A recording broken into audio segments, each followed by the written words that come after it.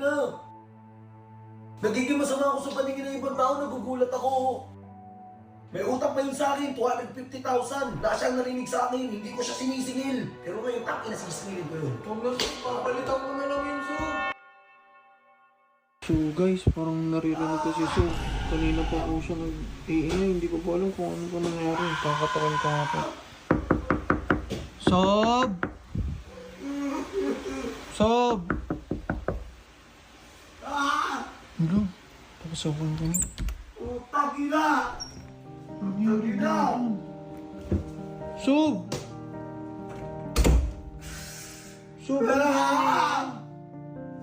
Ina! Ano pa nangyari dito? Ina! Sob! Ano nangyari? Utang ina!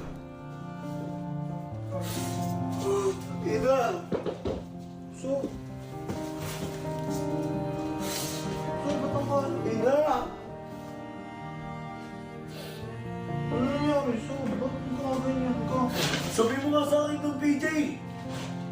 Masama ba ugali ko? Wala, hindi po, Sob. Mabait niya ako sa akin eh. Tangin na lahat naman pinapakisamahan ko ah! Tangin na nakakagigil! Bakit? Ano pong problema, Sob? Tangin na!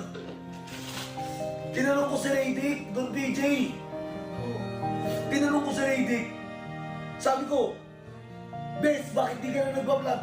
Ang sabi niya sa akin, quit vlog na daw siya. Magpo-focus daw siya sa business niya. Tangin na malaman-laman ko, nakablock pala ako sa lahat ng ganggang. Lahat na kasi nung